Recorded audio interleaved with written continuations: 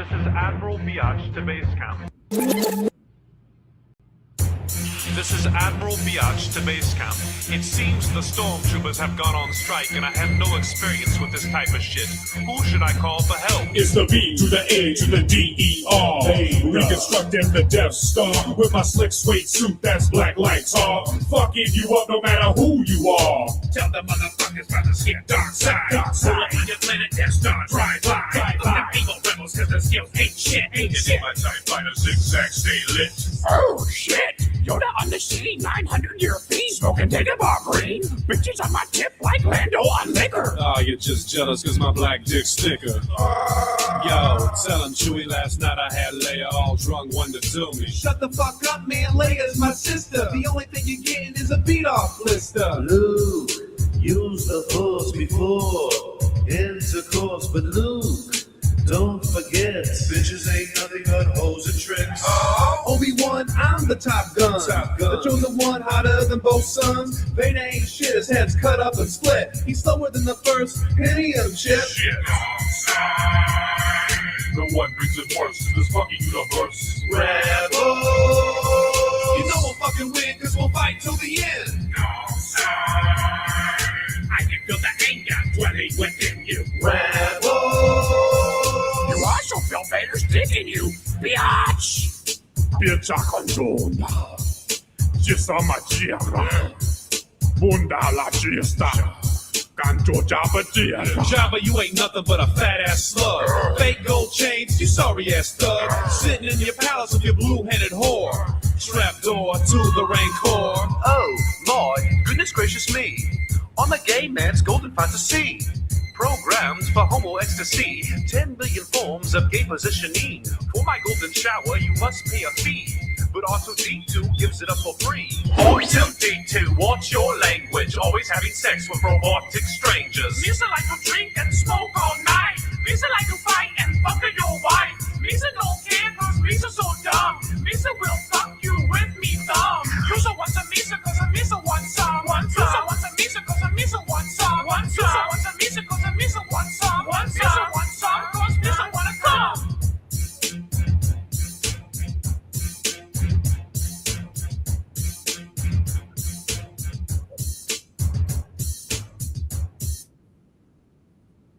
I'd like to thank Ben Frame for the Star Wars gangster rap music. Ben Frame is awesome. Google them. Hello, everyone. Awesome Sauce. This is Awesome Sauce Radio. I'm your mentally undeveloped party host, Blind Item Wonders, the comic pimp. I hope you're having a beautiful, blessed, amazing Wednesday evening. Before we bring in our guest and wish JV Wheels, the chairman, a very happy belated birthday. I want to thank my sponsors for tonight. I would like to thank, of course, the greatest pizzeria on God's green earth. The greatest pizzeria in all New Jersey, especially in the West Milford area. The Marco's Pizza and Italian Food, 1926 Union Valley Road, Ute, New Jersey, 07421. 973-728-1344. TheMarcosPizza.com. They are the greatest pizzeria in all West Milford. 46 years in business plus. They can put anything on a slice of pizza, TM&T style. They have amazing garlic knots and mozzarella sticks. And like I said, 1926 Union Valley Road, the Marco's Pizza, 973-728-1344. TheMarcosPizza.com. Get all your events catered by them. They are awesome. And returning to the Edison new area, the New Jersey Convention Center, October 23rd, 24th, and 25th. They'll also be in Minneapolis, Minnesota, June 26th through the 28th. Exotic Expo returns, baby. All the great things you expect, all the kinky fun. Porn stars, seminars, meet and greets, boobies, vagina, alcohol.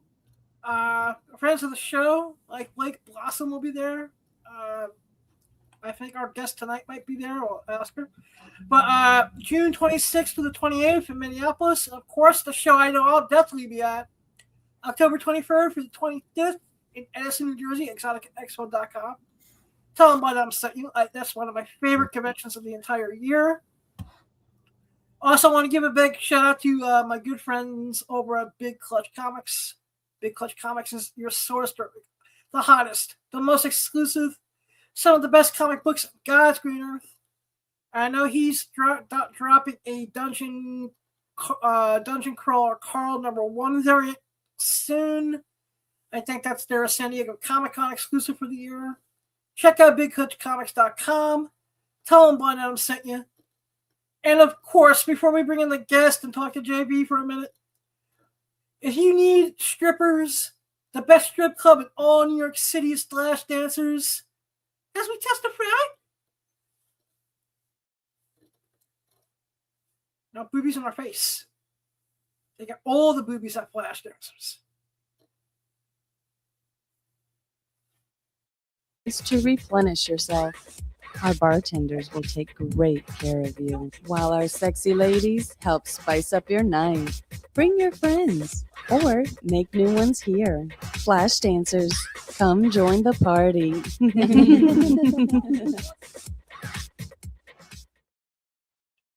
Tell Flash Dancers at West 45th between 10th and 11th Avenues. Glad I'm sent you. I've only been going there for about 30 years now, as I discovered the place in 1996. Love Flash Dancers. Just want to say a quick what's up to JV. Once again, wishing you a very happy and belated birthday. Thank you, my friend. I hope you had an amazing birthday yesterday, and you're catching up to me now. So, I did, man. Shout out to Cheesecake Factory, Yep, Cheesecake Factory is right out. Now we're going to bring in the lady of the hour, great friend of the show, the one, the only, the sexy, the talented, Niki Suquia. Hi. Hey, how are you? God damn it, now I want DeMarco's and Cheesecake Factory. I've been going to Marco's ever since my family moved in the town of West Milford, New Jersey. Should we go when I come out for Exotica? Should we go have some pizza? Heck yeah, man. Yeah, I'm so in. All right, which answers my first question. Are you gonna be at all the Exoticas this year? Or? I was gonna go to Minnesota. I recently changed my mind. I know it's gonna be a great show. It's a new one out there, so they're testing out the waters in Minneapolis, and it's also Pride Week that weekend. So that should be a really fun show. But wow. I'm unfortunately not gonna make it. Yeah, I'm unfortunately not going to make it. Flights and everything kind of went haywire, and I just had to set that one back in order to make sure I can make New Jersey, because that one's one of my favorites. So, yeah, like I said, I looked at the calendar in the beginning of the year. I was going through some health issues, and I just decided to cut a lot out. And I was like, at least with New Jersey, I don't have to travel anywhere. Exactly. It's an hour bus ride. It's an hour and a half bus ride from me. Oh yeah, that's not bad at all. Yeah, so I've been going to Exotica, New Jersey since it started back in 2006 or 7ish. Damn, we're old. And like I said, I was like, crap. I remember when it was in Secaucus. Actually, 2006 is when I became legal. Oh wow. Which brings me to one of the topics I wanted to ask you about tonight. What do you think is the better age to get into the industry, 18 or 21? I wish I had started earlier. I was probably 24, so I wish I had started earlier. But nowadays, I would say 21 because, as I get older, I see how immature younger people are. And I wish, especially with OnlyFans being so prominent in mainstream media and stuff like that, I wish so much that the kids just had, and by kids I mean 18-year-olds, but I wish they had a little bit of buffer time where they can figure out if that's the thing, because we have so many models that are joining on their 18th birthday, and we get a year or two later and they're like, damn, I wish I never did that. And then they realize it's like a tattoo. Once it's on, even if you delete your OnlyFans account, you can still be found. Right. And there's nothing wrong with being a sex worker, but at the same time, like you have to look at all the repercussions of what it entails. You know, I'm going on 15 years at this point, and there's no way in hell I'd ever be able to go back because I've got 9 million views on Pornhub. I've got, so there's no way I'd ever be able to work in like a corporate world. They wouldn't have that. So I do wish that there was a little bit more time for the youngins to like really get their footing and understand and make that decision more just make that decision with more information. And I think that little bit of buffer time of 3 years is almost enough time to kind of really understand what the hell you're getting yourself into. Yeah, I also know a lot of 21-year-olds where I question their maturity sometimes too. Yeah, definitely. I mean, I know 40-year-olds I'm still questioning their maturity, so, I know a 52-year-old who's going to stay nameless who I question his maturity all the time. Right. So, I guess there's never really the right time, but I mean, really, if they had just a couple more years from leaving high school to when they're allowed to join OnlyFans, I think at least half of them would probably make a different decision if they had a little bit of time. Yeah. But again, like I said, being a sex worker is not wrong. I am a sex worker. I love sex workers, and there's nothing wrong with it. But like, just stop and breathe and think, because there's a lot of repercussions going into this industry. So, yeah, I just the topic crossed my mind the other day because we're getting the like graduation season and all that now. Mm-hmm. And I was just like, I could go back and tell my high school self anything, or some of my friends anything. It's like, what would I say? And I'd be like, first, it's like, don't waste money on college. Right. It's a piece of paper like anything else. But if you want to do it, that's up to you. But I have a degree, and it didn't really. I chose to be a content maker, so that's on me. And well, right, and then everything's so different nowadays. With all the technology and everything, on all the social media and everything, I just imagine like these hot high school chicks nowadays being like, I'm going to be 18, I'm going to graduate, and I'm going to become an OnlyFans millionaire. Right. Well, and then the other half of the problem is the handful of models that do make it successful and then turn into almost a grooming factory of, let me show you, you're going to be a millionaire. Look how I bought my house in 2 months. And that does not help at all.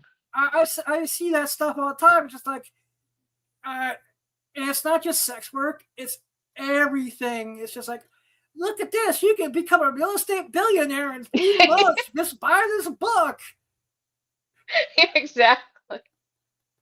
Well, on that topic, there's a strip club called Little Darlings in Vegas, and around this time, I love that. But actually, my cousin actually owns the art gallery that's right across the street. Oh, really? That's so cool.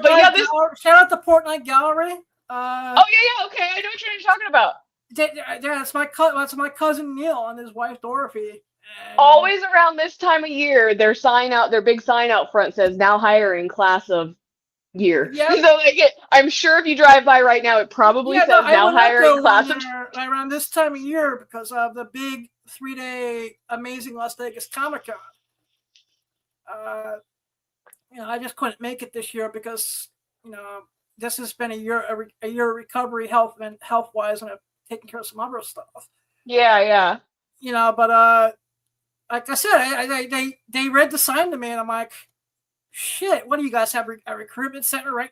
Do the strip clubs just go into high school at this point? Yeah. And you're like, it is Vegas. Yeah, it is Vegas. That's the thing. Go to art gallery across the street and see some titties. Yep.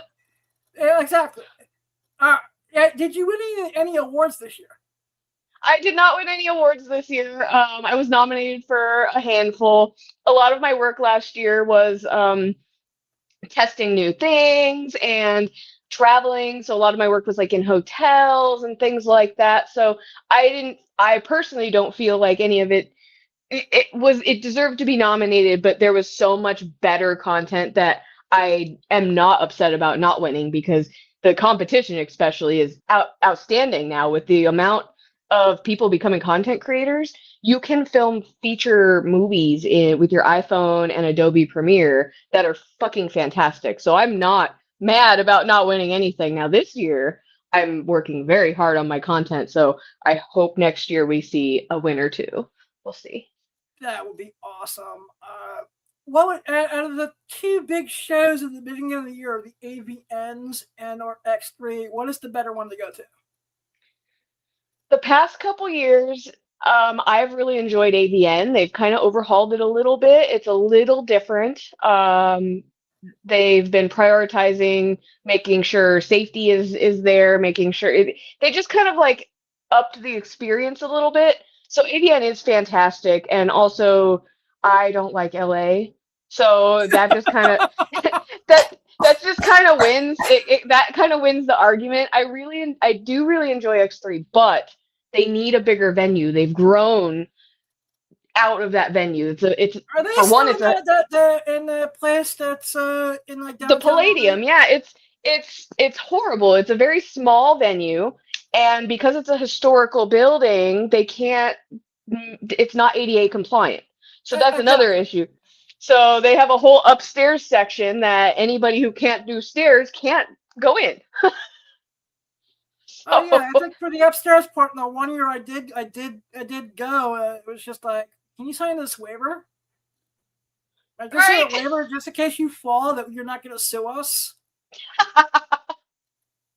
So yeah, I mean, if X3 were to put some effort into a bigger, better venue, then I think that it could absolutely outdo AVN in terms of just enjoying the convention. But until they do so, I don't know how it's going to be, because the convention grows year after year.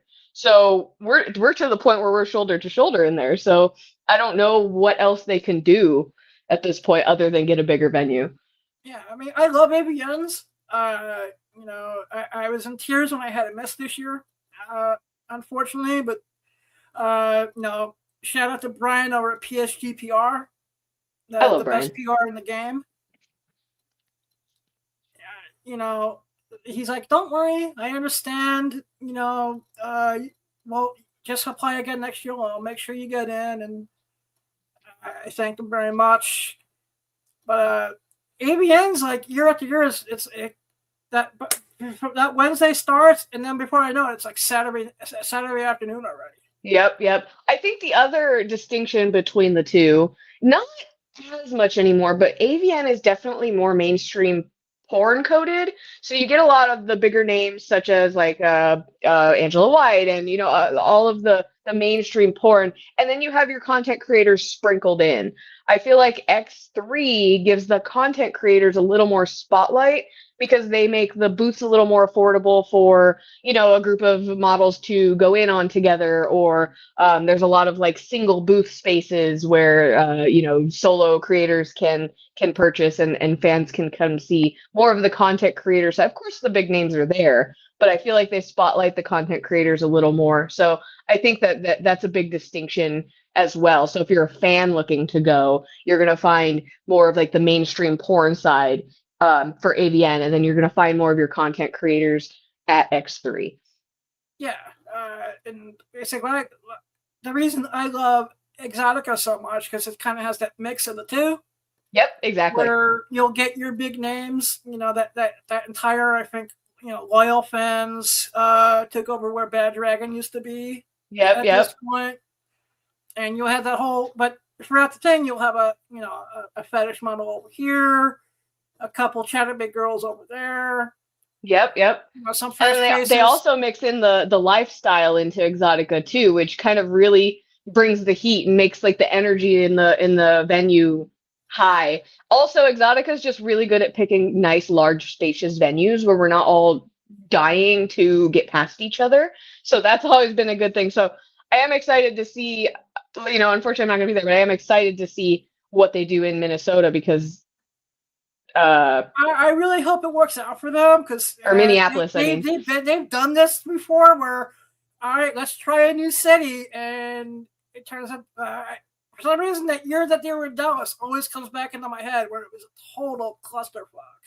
But weren't they in Texas for a very long time prior to that? No, I think they only did it for like a year or two, and then they were gone. Oh, okay. I went to one in 2018 in Denver. I loved that one, but the turnout. I had missed that one. I thought about it, and that was the first year I did AVNs. Okay, so you didn't do both. I loved it. I was able to afford both at that point. The venue was great, and the vibes were good, but I think they didn't. I don't know if it wasn't marketed properly, or if just that wasn't the right location or city. But it was very slow. It was a very wonderful setup. A lot of great people showed up. I had a fantastic time, but I think that it just didn't pop off the way. And then I think they did Portland one year too. I think I did. I don't remember Portland for some reason. That next year for 2027, I definitely want to try to make Chicago. I love Chicago. Chicago's a good one. That's one I'll always make sure I make. Chicago and New Jersey, of course, have just been the ideal spots and whatever for them. They've done so good in New Jersey and Chicago, and it's grown so much. It's so fantastic. Yeah. What advice would you give to someone attending their first AVNs? Ooh, wash your fucking hands. All right. Like every time you walk away from the convention, stop in the restroom and wash your hands because we all get sick so much. I'd say make sure you have essentials. Make sure you stay hydrated. Make sure you bring hand sanitizer. Make sure you wash your hands. Be careful with your wardrobe at AVN because it's in Vegas and because it's in the casino. There's a lot of laws and a lot of rules you have to follow. Exotica, you can pull your ass out and shake it on Adam I've done that. You could do those things. At AVN, they do not allow that. It is very strict because the laws are just so crazy.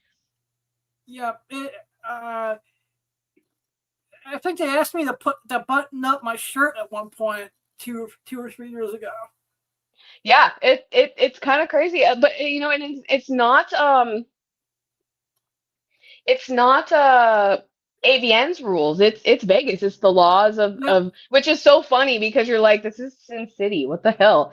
Because that's the whole thing. I noticed, like, especially on the strip of Vegas, it's like for a place that calls itself Sin City, there are a lot of motherfucking rules in this place. I feel like they've spent the past decade trying to become family friendly, and it's not.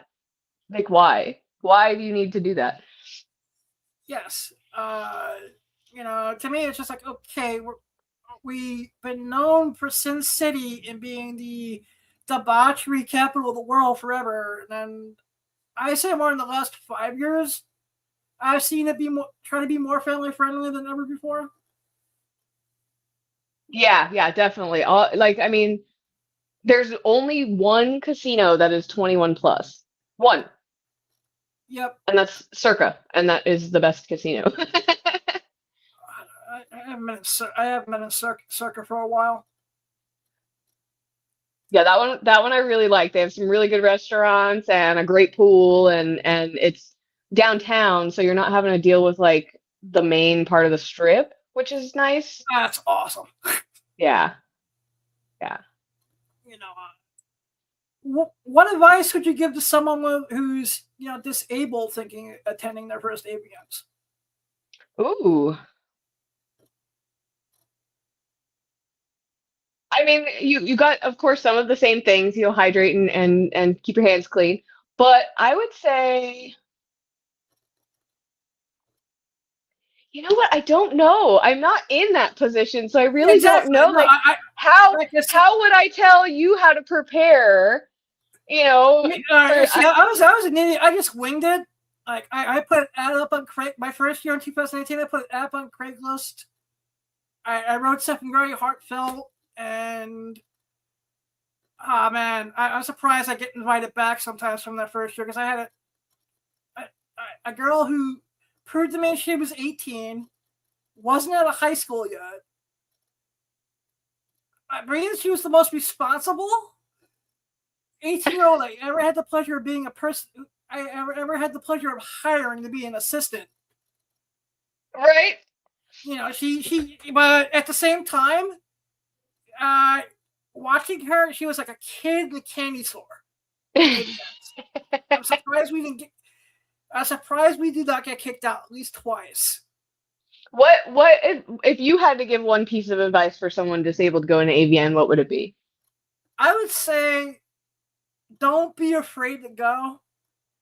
Don't be afraid to ask for help, and just try to have the time of your life. Yeah, and you know what? You can ask anybody for help at AVN. The sex work community is so kind and so forgiving and so helpful. The sex worker community at the AVN is more helpful and more supportive than the paid security guards from the casino. Yeah, oh, exactly. I almost punched one out. Oh no! Taps me on the shoulder. It's like, can I ask you a question? And I knew as soon as that way he goes, can I ask you a question? I said, Tilly, I'm not having a good morning right now. I'm in a rush to get to interview someone from my podcast. What's the fucking psych question you want to ask me? And he's like, how does a blind person enjoy a convention like this? And I'm like, I have ears. I was just annoyed because it never fails. You can feel the titties slapping your face. Yeah, I was just like, it's just like you. I'm like, really? That's so funny. I had that, and then I had some religious two people from Jesus who want to try to convert me. They're always hanging around AVN. It's like they want to be there, you know? Yeah, but they came up to me and they're just like, can we ask you a question? I'm like, sure. She goes, what do you dream for? Well, they didn't introduce who they were or what they were from, so I assume they're in the industry right away. Right. So I was saying, I'm going to be the first blind person to win an AVN, going to my whole spiel, and they're like, well, what do you really want? And I'm like, and then I'm starting to sense where it's going to go. They're like, don't you want to turn your heart to Jesus and you have Jesus cure you for being blind? I had to stop myself from going absolutely ape shit crazy. I would have fucking been like, well, is Jesus going to help me not be blind so I can see these titties? And I was very polite. I was cordial. And I was trying to go, hey, man, I think, this is the way God wants me to be. I'm very comfortable with my blindness. And then I just finally said, hey, look, I don't think you two would know Jesus Christ if he came down here and had you suck his dick for the holy jizz. And they looked at me like I had 5 heads after that. I like it when all the girls go outside and take slutty pictures in front of all the Jesus picketers. Like, yep. I love when they do that. They always go outside and take selfies and take pictures of them in whore clothes out front of the Jesus picketers. It's fucking hilarious. That's awesome. I know you're into nerdy stuff. So, who gives a better blowjob, Supergirl or Batgirl? Are we talking about the new Supergirl? Because she's hot. Yeah, she is hot. Yes, you can use any version of Supergirl and Batgirl that you want. I'm gonna say Supergirl because she's blonde and hot, and in the new movies, man. yeah. Ellie Alcock looks amazing. Yeah, I would be all over that one. I like that a lot. I don't really who all was Batgirl. How many Batgirl? Who's been Batgirl? Let's see, Alicia Silverstone. Okay. There was Yvonne Craig, God rest her soul. Oh yeah, okay. As we go into the parody sphere, Sunny Lane. Because I think I'm still on Supergirl. I think that would be the one. I think that would be a better blowjob. All right, sweet. Melissa Benoist, the Supergirl, is something that I'm still a big fan of. Yeah, yeah. I know you don't watch a lot of movies anymore because your filmmaking experience has kind of dampened your love of going to see movies. But have you seen anything cool lately? Yeah, so I've been watching a few movies lately. I did watch the Superman. I did watch. What else have we? Oh my God! I just watched the Batman with the guy from fucking Twilight. It sucked. Robert Pattinson was a decent Batman. I did not like it. It was so slow. It was so slow, and I thought I would because I very much am into true crime and like that kind. Like I like that kind of style, but I did not like it. I don't know what it. His head is so small. Everybody else's head is bigger than his head. So if I want to be picky about it, now something I really loved. It's not a movie, but God damn it, I loved Peacemaker. I'm so into Peacemaker. I'm so into James Gunn right now. I love him so much. James Gunn is like the shit with that show. Yeah.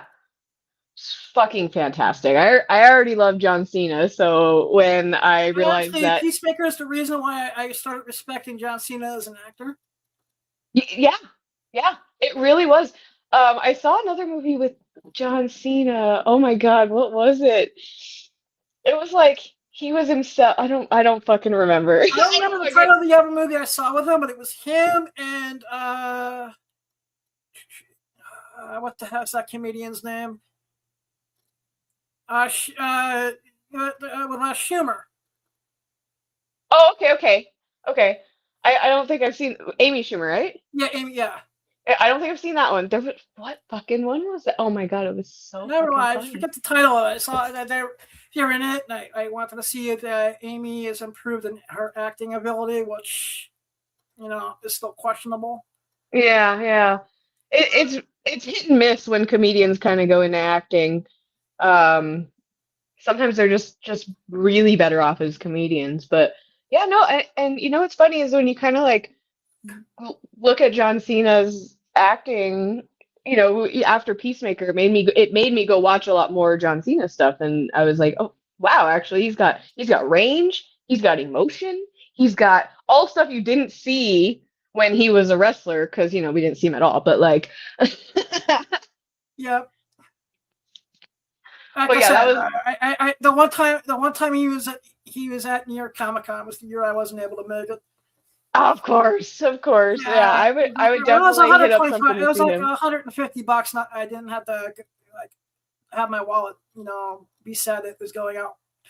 Yeah. But I just wanted to be like, yeah, I can't see you, Mr. Cena, sir. I saw a tweet. There was a tweet, or an X or whatever the fuck we call it now. Anyway, there was a tweet, and it was John Cena driving a Jeep, right? And it was like, the tweet said something like, look at this Jeep driving itself. And then there was a quote tweet that said, that's John Cena. And then the community notes said, that's just a Jeep. I was like, okay. I love that the community notes has a fucking sense of humor, because goddamn. Yeah, it's amazing. Like I said, right now I'm having a love-hate relationship with Twitter or X, or hey, we're gonna shadow ban you for no good reason. Oh, it's so bad. I started a new Instagram because of that, like where I'm just social media has been such a pain in the ass for our industry. Like, God, I can't even. As a colleague, let me asking me if you agree with me. I'm having a very big love-hate relationship with social media lately. But the thing that I got my account suspended for was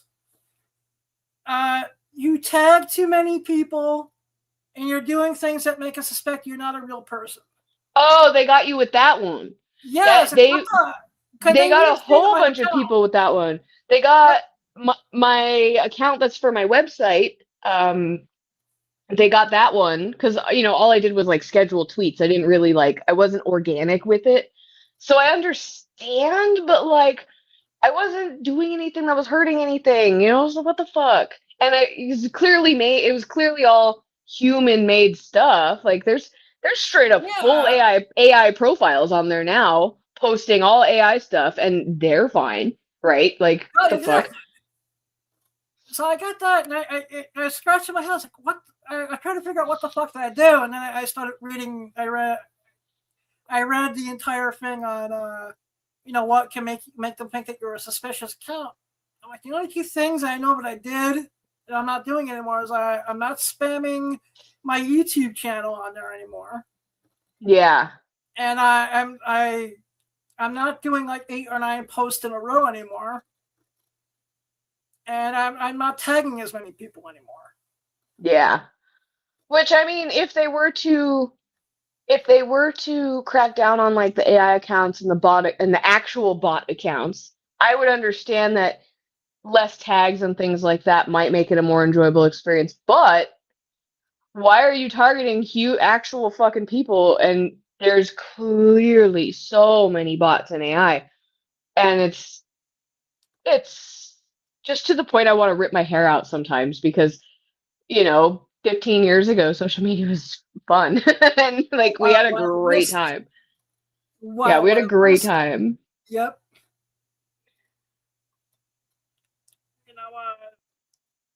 Let's see. What's just the weirdest experience you've ever had with a fan? With experience I've had with a fan? Yeah, what is like the weirdest experience you ever had in public with a fan?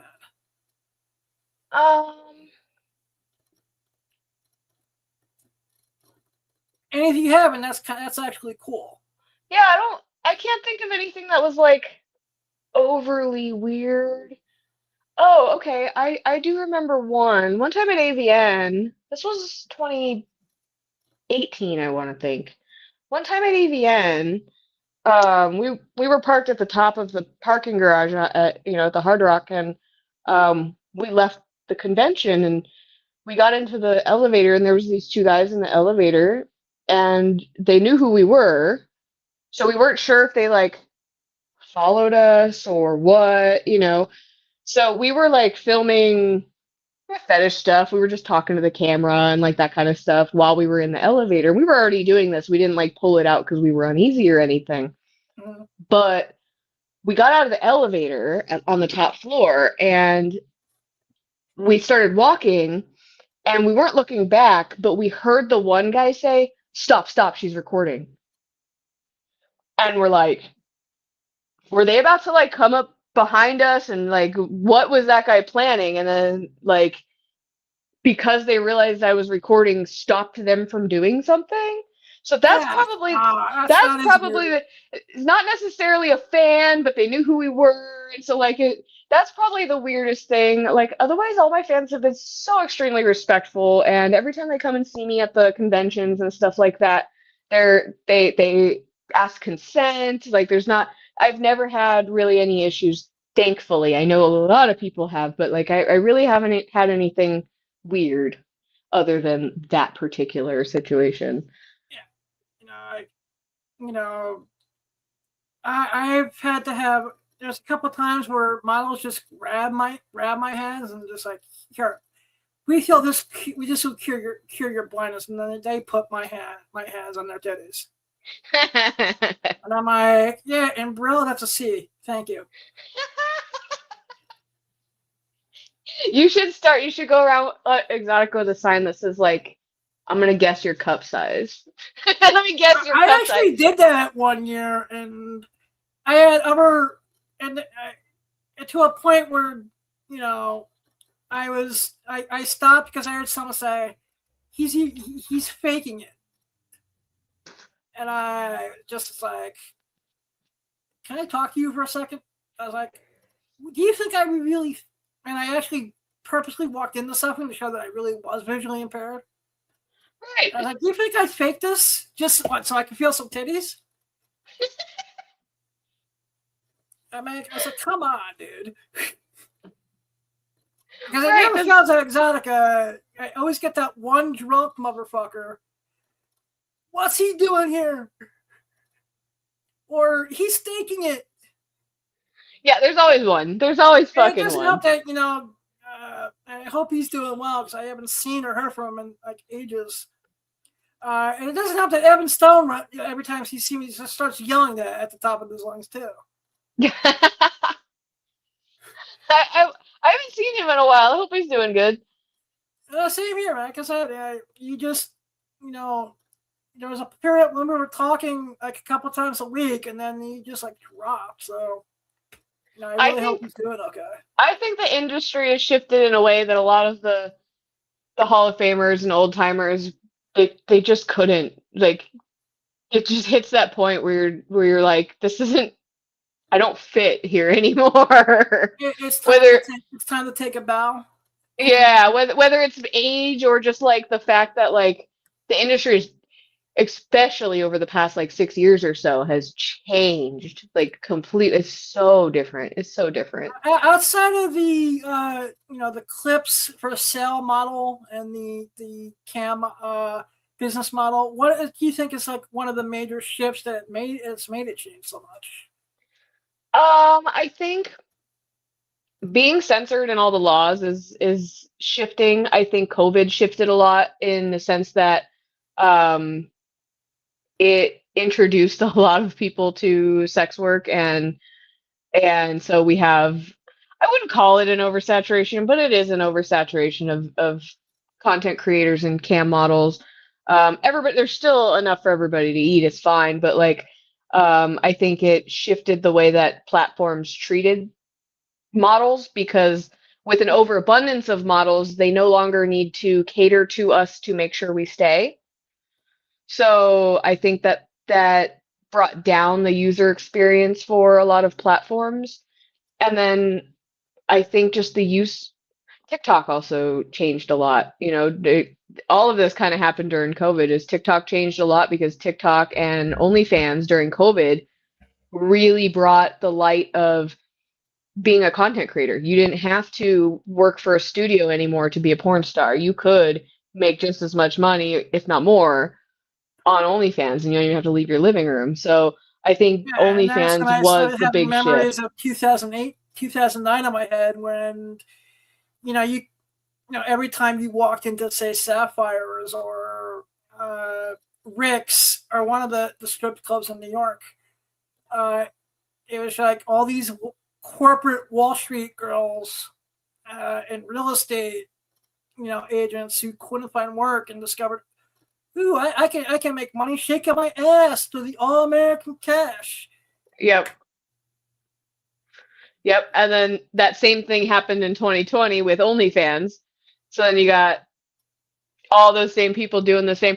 But you know what OnlyFans also brought, though, that I don't like, is OnlyFans made it so every Tom, Dick, and Harry with an iPhone is now a legit creator or a legit, you know what I mean? And so it makes it a little more unsafe because now you have an OnlyFans, let's collab. Like every guy can reach out to any girl, and there's too many.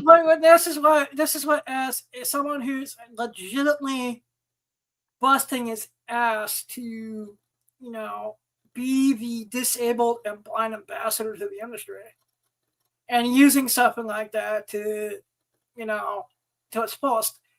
Those assholes are in there just to get laid and make a quick buck. Yep. They run it for guys like me who are legitimately trying to, Yeah, and you write beautiful scripts, and you put so much passion into it. And we got OnlyFans guys that just because they have a fucking 6-pack and whatever, that every porn star with 100,000 plus followers will suck his dick. And it's crazy to me that the girls are not seeing where the effort and the passion and the longevity is, because that's the other thing. Half of these guys will do a couple OnlyFans videos, and then they got their private collection, they got to fuck their couple porn stars, and then they're out. They got, hey, it's like, hey, I got to fuck the one girl I'm a big fan of. Boom, okay, I'm done. Like, bro, you don't need an OnlyFans, just pay her rate. You were such a fucking idiot. Yeah. That's the reason. It's just like, by the time they even get to me at that point, they're just like, okay, I'm now $5,000 a session, and I can only take green M&Ms. Yeah. Exactly. Like, come on. I think it's just quantity over quality has become the new norm. And I also think, unfortunately, it's the way in every form of entertainment, unfortunately. Yeah, that's definitely it, because now I noticed it. I'm sorry, ladies first. And all the like you were saying with all forms of entertainment are like that. Video games are getting crazy, Hollywood's getting crazy, and it's a different time, and what's crazy is just how rapidly it has changed. Like, the first 30 years of my life was such a gradual change into most of this, and then we hit like the 2018, 2019, 2020 era, and it's just been since everything is just so rapid and instant, and I don't know what to do with it half the time. There's like sometimes I wish I could make a time machine and go back to 2014 and be like, hey, I'm you from the future, Blind Adam. You got to do me one favor. Whatever you do not let any Braille teachers teach you how to use a smartphone or technology. It's going to make you lose so much time and waste so much money.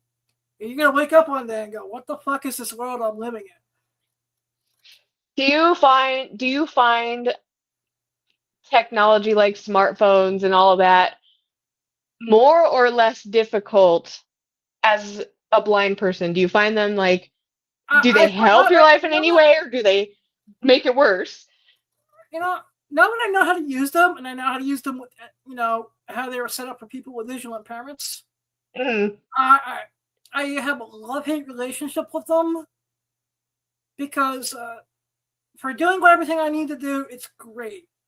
But, if I just want to sit there and watch something on Netflix on my phone, anytime I get a notification, it will start talking and be like, you have an Instagram alert. Someone just liked your picture. Oh, so you're the whole show. You're getting all that. Yeah, I'll get. And my guess is they're not smart enough to make it pause the fucking show either. No, sometimes they'll do that. If I get a phone call, yeah, it will just stop anything else the phone is doing, or it won't tell me who's calling. Oh, so you gotta guess. Yeah, so it's just like, okay, but like I said, it's very much, and it could just be me getting older too, that I have a love-hate relationship with this new fast-paced social media, everything is connected world.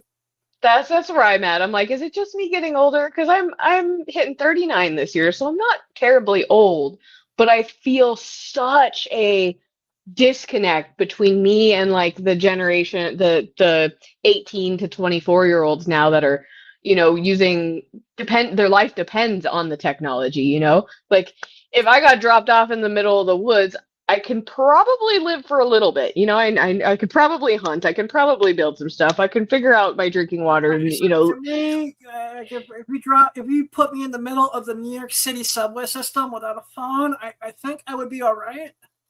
Right. And the disconnect is crazy. When all this technology was science fiction. Yeah. Go watch the Star Treks and watch you know what I mean? Yeah, it's crazy.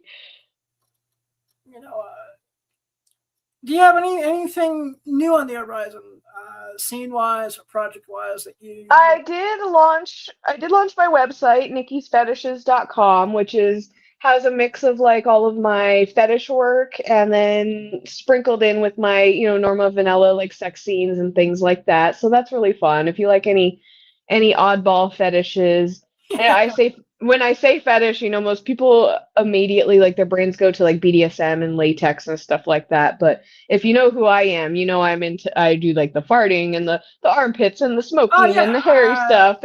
And so I finally got to launch my official website, and it has everything that I've ever done on it. including your old cosplay stuff too. Including my old cosplay stuff, and I'm still releasing, like, I'm going through all of my old stuff and like rendering it in 4K and putting it up on there. It's really funny because I just like went through some of the old stuff that was in like 540p, and I'm like, Yeah, I Jesus. was really trying to find because back a couple years back, you sent me one or two of those cosplay clips, and I just got distracted and didn't have time to find them. And then I was like, you know what? It's probably better that way because YouTube has been acting like a biatch lately too with things. Yeah. I want a friend of to mine do more cosplays. Yeah, for I sure. had a friend of mine who showed a comic book cover with Harley Quinn almost topless, and he got a strike for it, saying that he was promoting enjoyable sex. Damn. Yeah, I got hit with a warning for that too about 2 months ago. That's crazy. Like, come on. I cannot. They forced me to take. We'll remove the warning and the strike, but you have to take this course on proper terms of service etiquette. And I was like, okay, this is new. And I showed a picture of Supergirl or something that was extremely sexy. Yeah. That's wild. Where do you see the industry going in the next couple of years? Oh God. You know what? I don't know, with all the age verification coming down our way, and it seems like every year the war on our industry, just seems to get crazier and crazier. I think it's going to end up turning into a few sites hosted not in the U.S. and like I hope not, but I do see the mainstream part of the industry is starting to dwindle down. We have so many, other than like, the handful of big studios that we all know and love, we see so much less of the pro-am stuff because it just costs so much money. And then with all the age verification laws, and then we're coming across a lot of like consent laws and things like that. Like, I can't film anybody in North Carolina anymore because of the crazy consent laws out there. Same with Alabama. In Alabama, that's what got you? Yeah, so in Alabama, you have to physically write out every act that you're going to do in a scene, like take off shirt, take off bra, touch titty. You have every single act. You have to get that technical with it. Holy shit! Yeah, so I think that one's actually the one in North Carolina. In Alabama, you have to have your paperwork notarized now. So you have to have a notary on set in order to film a professional scene. I mean, even technically, even the smaller studios or the OnlyFans model should be doing the same as well. But like, of course, the legality of it is going to come down on the big production companies. So like, they're going to be the first ones hit. So in Alabama, yeah, you have to have a notary on set to literally have the model signing like consent forms and all that in the 2257 and notarize. It's crazy. And so I see that starting to become a thing, and I'm hoping it doesn't spread. We'll see. I have to VPN just to get onto websites that I have a store on. It's crazy because now in Arizona we have the age verification law. So if I'm not logged in, or even some of the other sites, like I have to have a VPN. I just set it to Vegas because like, I could get in everything in Vegas, but like, it's just becoming increasingly difficult. Also, thank God, at least for age verification, New York and New Jersey hasn't gotten that crazy yet. Yeah, but I do see it going that way eventually because when they start bringing up the zoning laws in Manhattan again for adult stores, like, okay, it's not that too far away when they're going to start going after the OnlyFans and cam modeling and all that too. Yep. It's gonna happen. It's gonna happen because so in North Carolina, a bunch of the cam studios and like I think Streamate, Chatterbait, maybe many, I don't know, but I know Chatterbait, Streamate, a couple of the other, you can't even live in North Carolina now and have an account. So Holy a lot shit. because of the law, instead of the platform saying we believe that you consented to everything, because of the law, they just found it easier to kick those models off of the platform. Wow. Yeah, because the penalties are huge. Yeah, I read a whole thing on XBiz about all the penalties, and I was like, this is crazy. Yeah, so it's gonna push a bunch of the industry underground, which will make more money, but like still not good. We didn't want it to be that way, Every time things go underground, then it becomes the wild, wild west. And yes, exactly, and that's kind of how it was when I started. And so at least keeping it at legitimate, it takes away the suitcase pimps and all the traffic. shit Yeah, that being legitimate helps. That's where they're fucking up, man, because they're like, it's to protect the children. Okay, well now we can't find what's going on. Now we can't, we're not protecting people now because now they have to just go sell their content on Snapchat or whatever the fuck.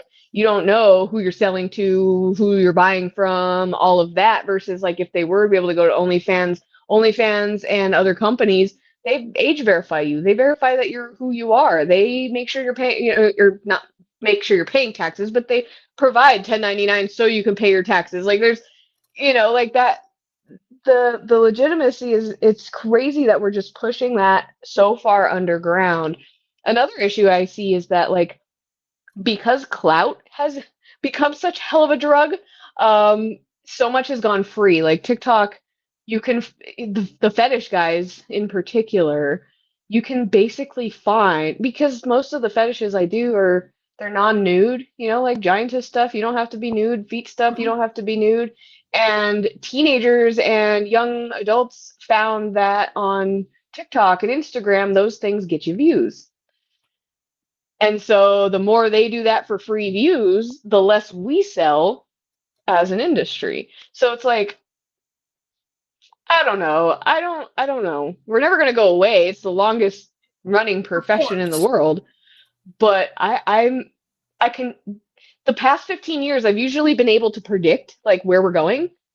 We're finally at a point where I can't predict where we're going. I have no idea. I'm saying here, I remember when parodies ruled the world. Oh God. I joined the industry because I wanted to eventually direct parodies, and then now parody porn is kind of dead. Which makes me sad, because that's one of the things I remember being at School for the Blind back in 2010 when Axel released the first Batman porn parody based on the Adam West TV show. And I think he's the only one still doing parodies at all. He retired. Oh, did he? Yeah, he, because his kids were getting older, and he got to a point where he felt like he conquered everything he had to do. He wanted to be able to spend time with his family, and he felt a little uncomfortable, I guess, raising a teenage daughter. Yeah, that makes sense. And I mean, he did plenty. He did plenty, and then also, the money went dry for parody. Pornhub and MindGeek and all that used to fund a lot of the parodies. So I think because that's also why Wood Rocket went down, is that they lost funding. I was talking to Leroy. Between the money drying up and COVID, that's what killed them, unfortunately. Yeah, that was it. I was very lucky to have gotten to work with him a couple times. I was just extras in a couple in Aladdin and the Loin King, but nice. We show the trailers all the time on the channel. Yeah, I love that. Any excuse for me to show a Wood Rocket trailer? Exactly. But yeah, so I got to be Raja, the tiger, or the tiger in Aladdin, and then just a couple of the animals in the safari scene in the loin That's cave. awesome. Yeah. And I did cam. They tried to do a cam studio. Yeah, I remember that because at one point they're like, hey, if you're in town and you ever need a space to record anything, we have a studio we're starting.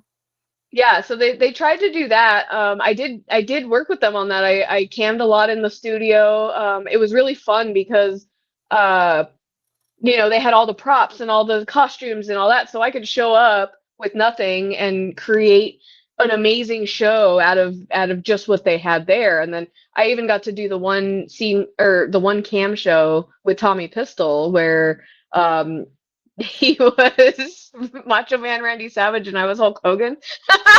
I remember that. Yeah, you remember that? Yeah, because that was a start. I wanted to talk to him about doing the Macho Man when he was at Exotica, but I just never had the. He's so funny, and he's very sweet, and I was very grateful that I got to work with him at least once because he was always one of my top favorite performers. So yeah, I actually wanted to thank him for one of my favorite performances of the Joker of all time. Oh yeah. Yeah, Superman versus Batman XXX. He was also fucking one of my favorites was he was Jafar in the Aladdin. Oh my god, it was so good. I actually just discovered that existed a couple of days ago. Yeah, that was on Stop. And it's very rare when I see a Wood Rocket trailer I haven't seen before. Yeah, and I was like, I may have to go on Pornhub and watch the whole thing. Oh yeah, I'm in it for a minute. Cool. Love that one. Because the last time I watched one of the Wood Rockets movies for the whole thing, it fucked up my entire childhood. Right. And I watched Tugrats. Oh god, not the Tugrats. Yeah, they're Rugrats parent. No. Yeah, that's terrible. One of my friends, I think the worst thing they ever made to where it made me, pray to God and be like, hey, please don't forgive me for the sins I've committed. Was it the SpongeBob one? No, it was the Mr. Rogers. Oh God, yeah, that one. And then I started every time I had a former co-host on the show. Every time he pissed me off, because Mr. Rogers was his favorite thing growing up, I would play it.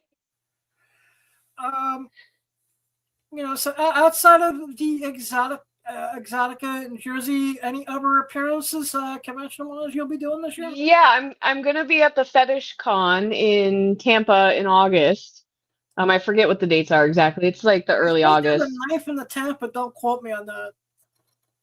What was that? I think it's August 9th and 10th, but do not quote me on that. I do think so as well. I think it's that weekend, whatever those dates are. That one's in St. Petersburg. I'll be at that one. I love that show. I haven't been since 2019. I feel really bad for them because they set up their show so that way their 20th anniversary would be in 2020. And then, so then they couldn't. And so now they're on their 24th. This is now the 24th anniversary in 2026. But they set it up in 1999. They set it up so that way their 20th anniversary would be in 2020. And then they were going to go all out and all that kind of stuff. And then that happened. And we were all like, that fucking sucks. Yeah, because I fret. Not this year, just because I want to be in 100% physical health and 100% financial health. But for 2027, I definitely want to go to my first Fetish Con. Oh, you should. I'll see you there. Well, I plan on going to that. That's one of the ones where I really enjoy, because the past few years I've been a producer, so I did have to like draw a line in the Niki model and Niki producer where I'm not partying with everybody because I'm a producer, and I had to draw a professional line. I am a professional person, so I had to draw a professional line. I hear that. So I don't get a lot of chances to just be a model and like party and have fun and not worry about how I'm coming off and presenting and things like that. So luckily Fetish Con, there's a lot of people I don't know and a lot of it's not really in the side of the industry that I produce on, so I can actually just go and be Niki Suquia the model, and shake my ass at the pool party and have a couple drinks and I signed up for the they have a video game competition they're doing. I signed up. I haven't heard anything back yet, but I signed up for it. So hopefully that's interesting. yeah, that should be fun. They're gonna do like it's a whole tournament that they're doing, and there's cash prizes. So I'm like, well, I play video games. I might as well give it a shot. Like I said, if definitely by 2027, I have a couple of my friends in the industry who'd love for me to be there so they could torture me. Yes. Yes. Maybe I could be the blind person who sets the world record for getting kicked in the balls. I'm in. All right, I'll remember that. And so I have heard great things about the Fetish Con over the years from various friends who. It's a good one. And then I will be at the Exotica New Jersey, most likely. I'm like 90% on that one. As long as nothing, I have my hotel and my plane tickets already, so I don't have to worry about prices going up or anything like that. So I should be in attendance, and then we're gonna go get pizza while I'm there, right? Hells yeah. Well, yeah. Definitely. I was actually thinking of talking to my buddy who owns the Marcos and being like, hey, may want you to, maybe cater a little something, during that weekend if we can set enough time to set it up and all that. Oh, that'd be fun. Like, one of the hotel rooms or something. Like, have a little get together, cater some pizza. That would be great. Something like that. And I gotta talk to him because it is a family business, and I love him. I love his family. His kids are young and sweet. So it's just kind of like, but every time I say, hey man, I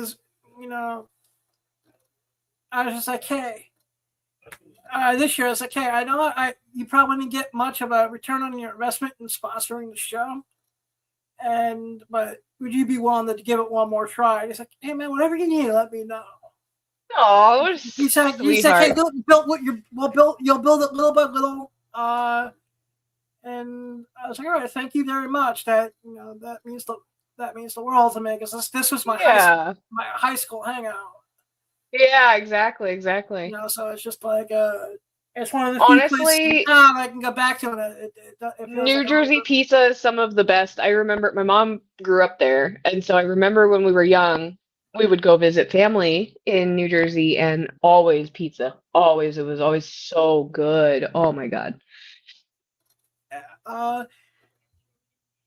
So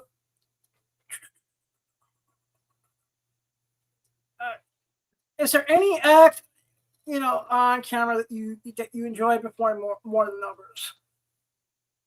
Yes. It's always been one of my kinks, but I haven't really done it on camera until recently, is pussy pumping. I love it. And I want to do more scenes where I have other girls that we're doing it together or to each other or things like that. I don't know. Something about a swollen pussy just fucking gets me. Nice.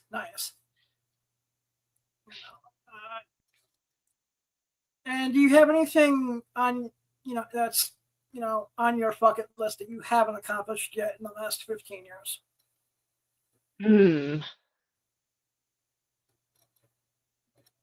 Let's see. I would like to. Yeah, you know what? I want to direct and or film. I want to be a part of some kind of like shitty low budget horror film. But I want to direct or film, one of the two or both. I love shitty low budget horror films, and they're awesome. Yeah, they're awesome, and I that stuff like you see on what's that thing? B-Stream. Yeah, and just like there's some really creative people making horror films that are on YouTube now. Oh my god, like the amount of creativity in people nowadays with the technology available is insane. And I used to have not anymore because they kicked off Joe Bob, but I used to have a show. Off Shudder, yeah, they canceled the last drive-in on Shudder. Holy shit! Yeah, and so I don't have Shudder anymore, but I used to have Shudder. God, I love I love me a shitty B horror film. Like I said, I occasionally get press releases from them every now and then. I get invited to some of their screenings. Yeah, they canceled the show and then they brought on. Up for me on that. They think the conspiracy is because Tales from the Crypt went to Shudder. Yeah. So the conspiracy is they needed the Joe Bob money to fund the Tales of the Crypt. I'm a little afraid to even check out the Tales of the Crypt on Shudder just because I have such a love of the OG. Yeah. That I don't want it to taint my childhood. Yeah. I think reboots and stuff have been hit and miss, and I'm hopeful. We'll see, but I'm not fucking paying for Shudder for it because I hear that, man. Dear HBO, you can reboot Real Sex anytime you like. Yeah. For some reason that came in my feed, like old school, late 80s, early 90s Real Sex. Have you heard of the street interviews? Yeah, I love that shit. That was I mean, I was young, but like I remember. I was still in high school. I wasn't. Yeah, I remember that coming on late night. I don't know, but this is like age verification makes me scratch my head and go, "What the fuck?" It's like if you really want to see something as a teenager, you're gonna find a way to do it. That's the other thing. So. That reminds me of something. So I was so pissed off the other day because loyal fans started banning Giantess content. For why I don't know, but they started banning Giantess content, right? And so, stating it's Visa and MasterCard's rule, like they're just whatever.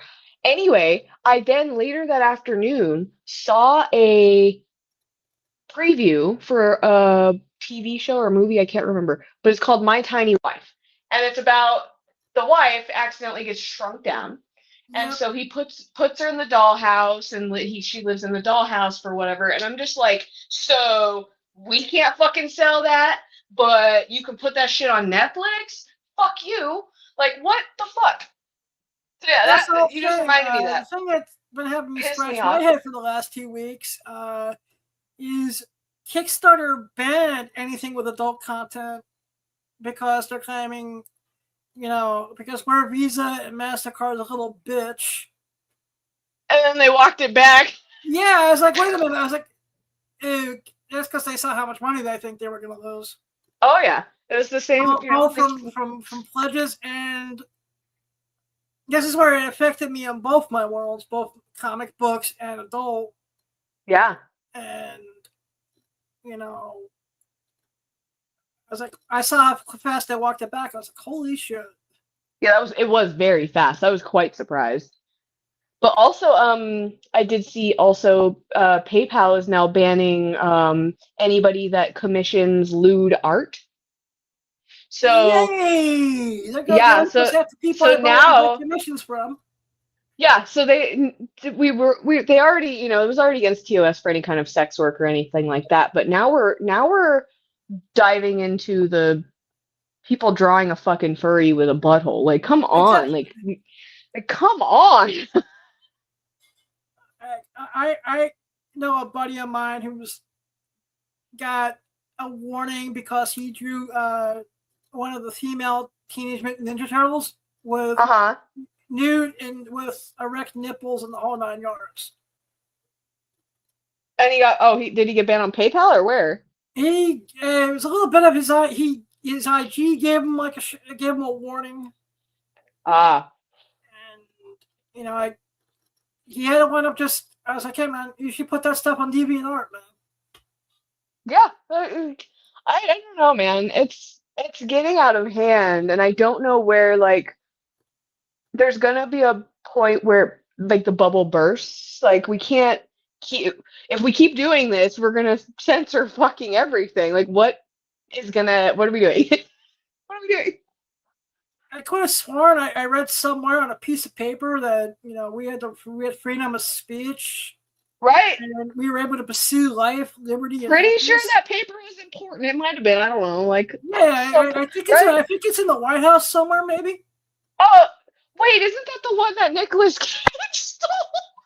Yeah, yep.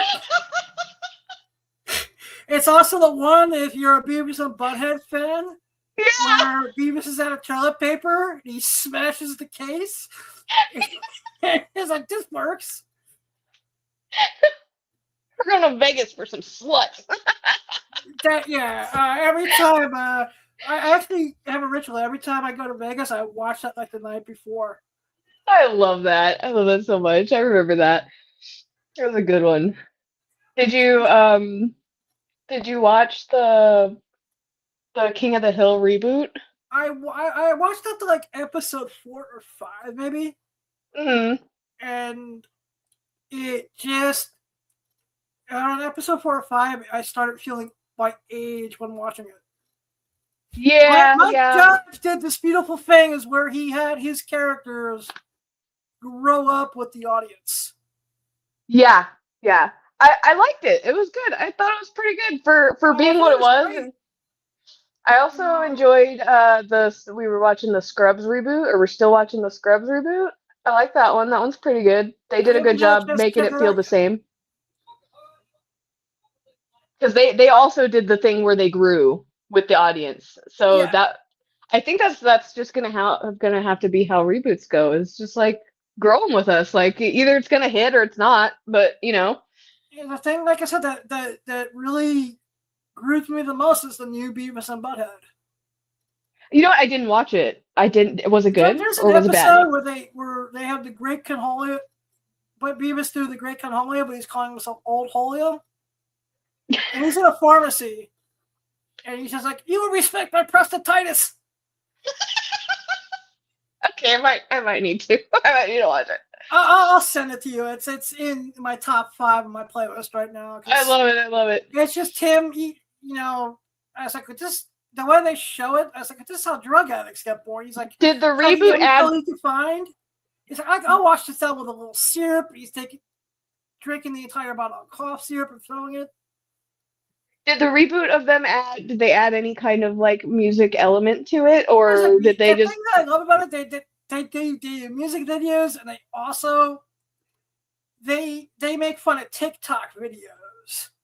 Oh, that's cool, because you got to modernize it a little bit. Because that was my favorite part. Oh, that was one of my favorite. Obviously, I loved Beavis and Butthead, but that was one of my favorite parts. Was I didn't watch music videos outside of Beavis and Butthead. That was where I got my music videos.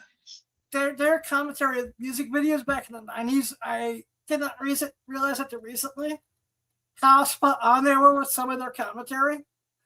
Yeah. Like there's one where they rip Bret Michaels like a new asshole. Oh my god, yeah. They go crazy. I love that shit. Like Winger actually has real life beef with Mike Judge because he's like, Beavis and Butthead ruined my career.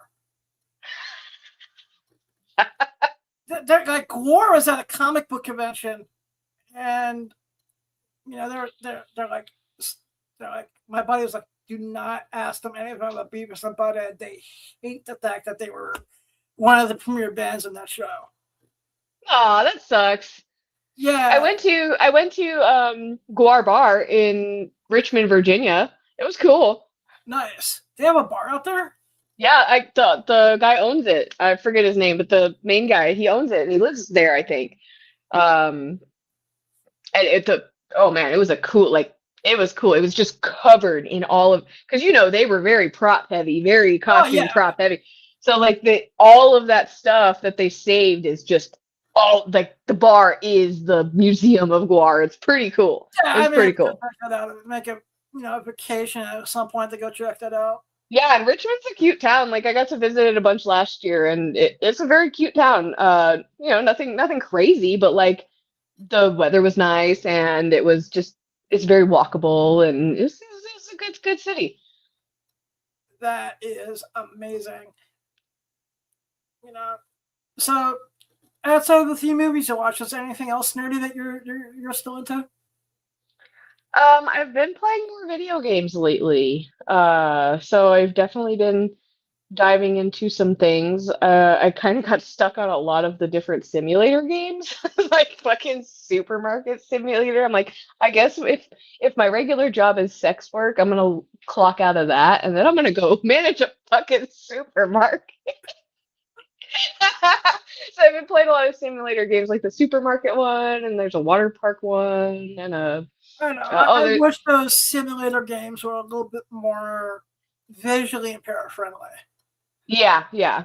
Are there any games that you're able to play? Mortal Kombat.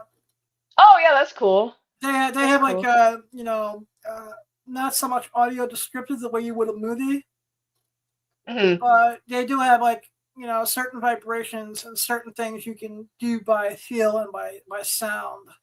Oh, that's cool. That's good. Props to them, because I feel like there isn't enough disability access for video games. Like I there's actually feel out of all the forms of entertainment, that video games is the one that has the least adaptability at times. yeah, there's a lot of physical adaptability, like the controller. There's a lot of like controllers and things like that. But what the fuck does that help if you can't play the game?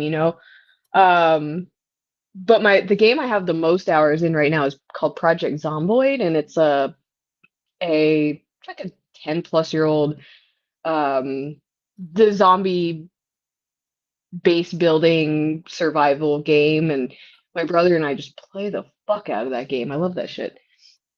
Nice. Oh, and I just started playing the new Lego Batman. It's pretty good. I haven't had a chance to even look at any of the trailers or anything for that. How is that? It's pretty good. We're like, well, I don't know how many chapters, but we're like three. I don't know how many chapters there are, but we're like 3 chapters. They're hilarious. They are so funny. I'm gonna spoil the very beginning. You start the game as little Bruce Wayne, and your dad's like, awesome. "Come on, we gotta go," and he's like, "Yay, we're going to the theater! I'm so excited! I love you guys!" He gets ready to go to the theater, and then we all know what happens. But that's awesome.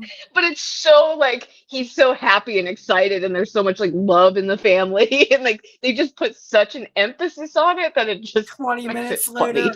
Yeah, 20 minutes later, you're like, oh yeah. I mean, we all know what happens, so you don't have to worry about spoilers anymore. Exactly. But like, if anyone's a fan of Batman and you don't know the origin by now, it's just like. Right. And then we got to the mental institution. Right, and then we got to the point where we unlocked Dick Grayson, and he's also an orphan. And I'm not going to spoil this one because it's not the usual. So like, I heard about that. We were like, how is this one going to turn out? How's he going to end up an orphan? And it's fucking hilarious. I'm not going to spoil that one because that one's really good. It's on YouTube fucking hilarious. But yeah, I love the game's really good. I'm playing with my partner. We're having a very good time playing it. So, and we've got a lot of hours into it already, and I don't even think we're halfway done. So, it's so far a very good, like fulfilling, long game. So, I like that, especially with how expensive games are now. So, that is awesome. Well, where can my audience find you online? Online. So, my new official website is nikisfetishes.com. If you're weird, go check that out.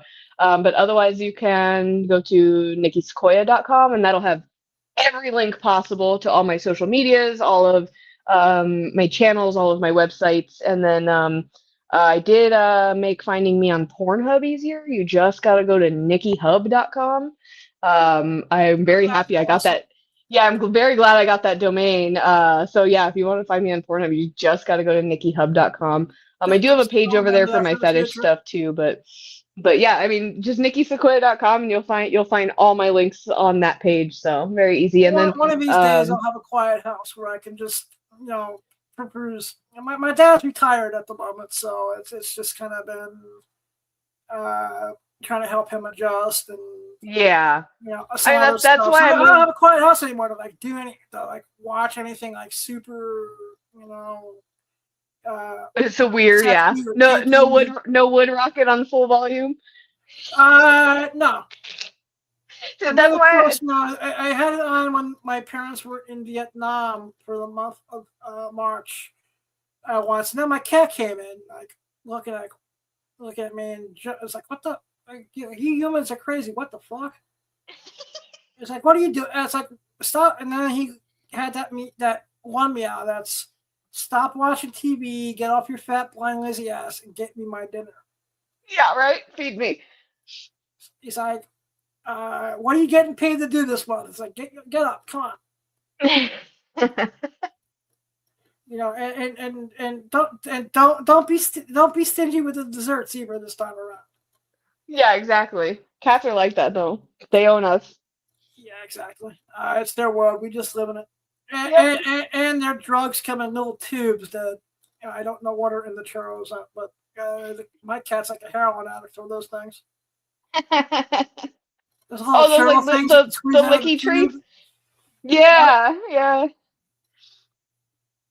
Yeah, those are I have a friend who has. I don't have a cat. I have a dog, but I have a friend who has a cat, and you're right. They're like fucking crack. The oh my god. Yeah, my cat's well trained. Like he knows. He's probably hanging outside my door right now, waiting for me to finish.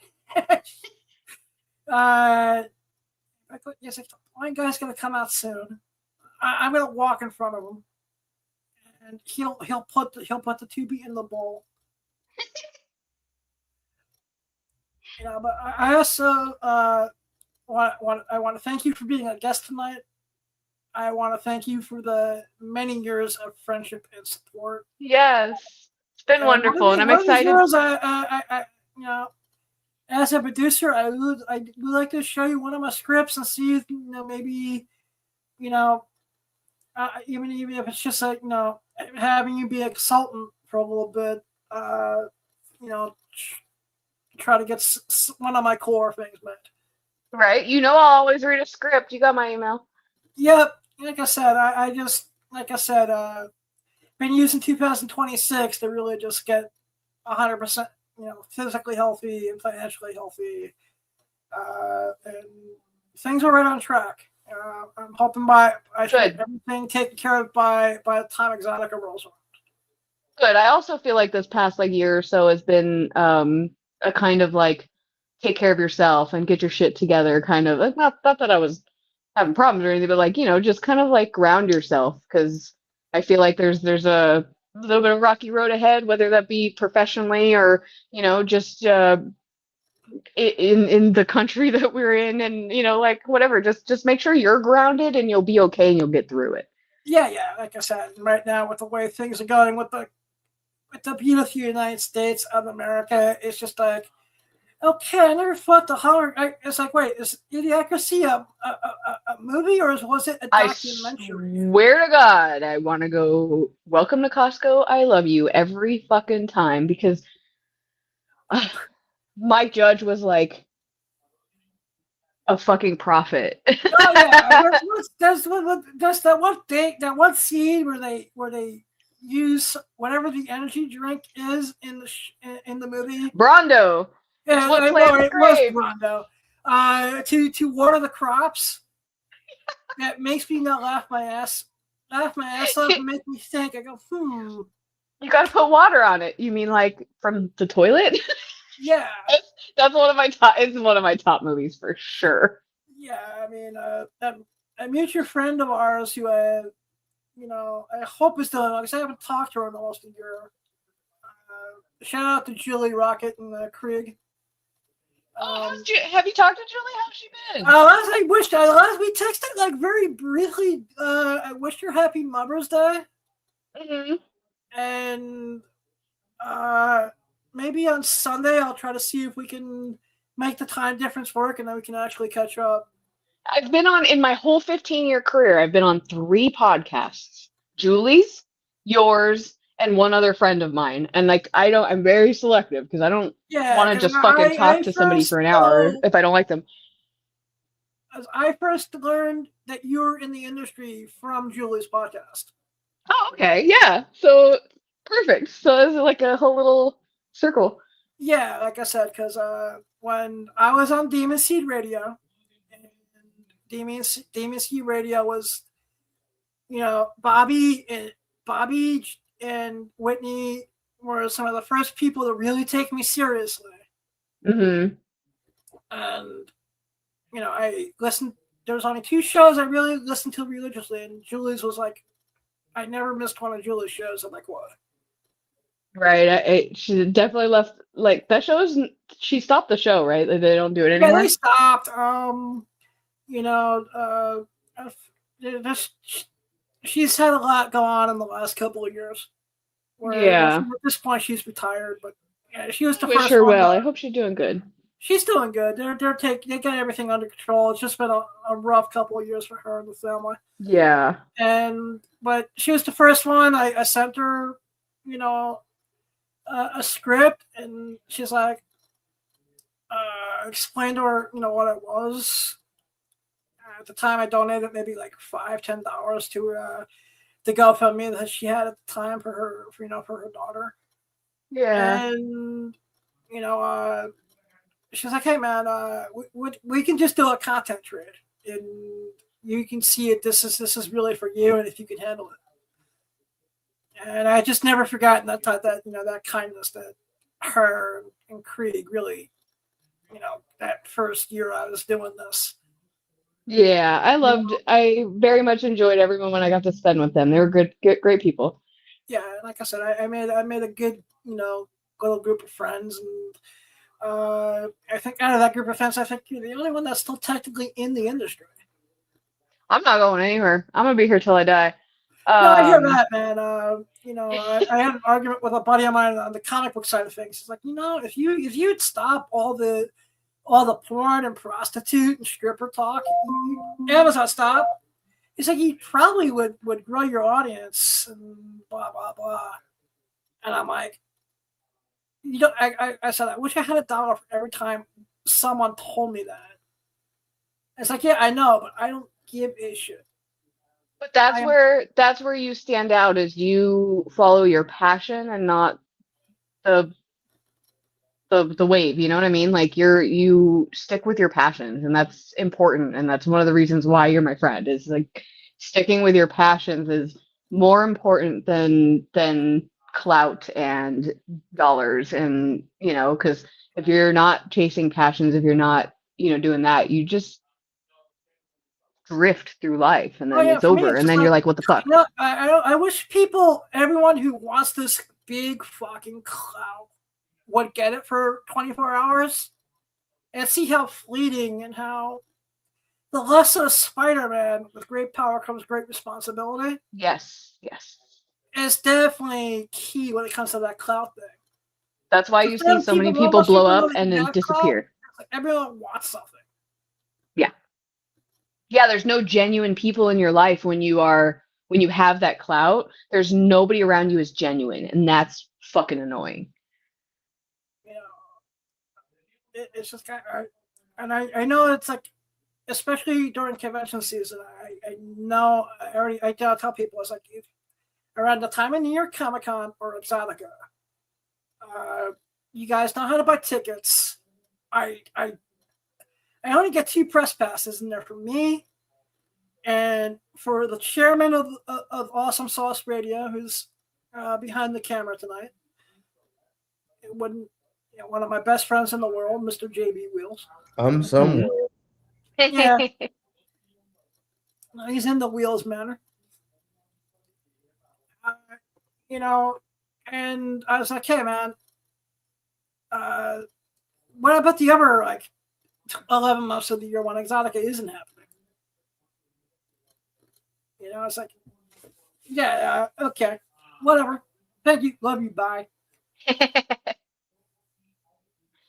Exactly. I have another buddy. He's like, we should hook up, man. You can get me some porn star models so I can do some cosplay comic book variants. And I was just like, you have the internet. Yeah, right. I was like, you got the internet. You know, sure, make me do the hard work. You know, develop relationships. You know, have Whitney Morgan come and kick you in the balls 2 or 3 times once a year. Right. You know, even though she was disappointed because I was 100% sober the last time she did it, I actually felt the 2 kicks. And she's like, "Oh, you're being a real pussy this year. You only took 2 kicks." That's because I didn't have enough alcohol on me this time around. But I thank you for being a guest on the show, and I thank you for the friendship. Thank you for having me. Like I said, I look forward to seeing you at Exotica in October. Yes, and pizza. Now I'm looking forward to the pizza too. Yeah, definitely. I'll definitely talk to my buddy and see if there's a way we can make that happen. I mean, at the very least, you and I will just go get pizza. All right, definitely. Okie doke. You have yourself an amazing night, and we will be in touch. You too. Bye, both of you. Yep. Hi, everyone. That's Niki Suquia. Please go to Niki. Niki Suquia to stage. NikiFetishes.com, NikiSuquia.com for everywhere she is on the internet. If you want to see her in person, October 23rd for the 25th at Exotica. JV, my brother, where can people find you online? Pretty much everywhere at JV_Wheels_. I should be returning to Twitch tomorrow if I feel. Yeah, were you on last night? I was for 22 minutes. How's the audio this time around? I'm still working on it, but we're here. We're working on some things. But yeah, man, I should be returning tomorrow for Impact, SmackDown, and then Clash in Italy. So, Yep. Working through it. Sweet. And everyone, you can find me at Instagram at The Real Blind Adam, TikTok at The Real Blind Adam, Minivids Blind Adam, eBay Blind Adam, Twitter at The Comic Pimp, and whatnot at Comic Pimp VIP. Remember, you don't need sight to have a vision. It's not what happens to you, it's what you do about it. I love you all. Blind Adam out.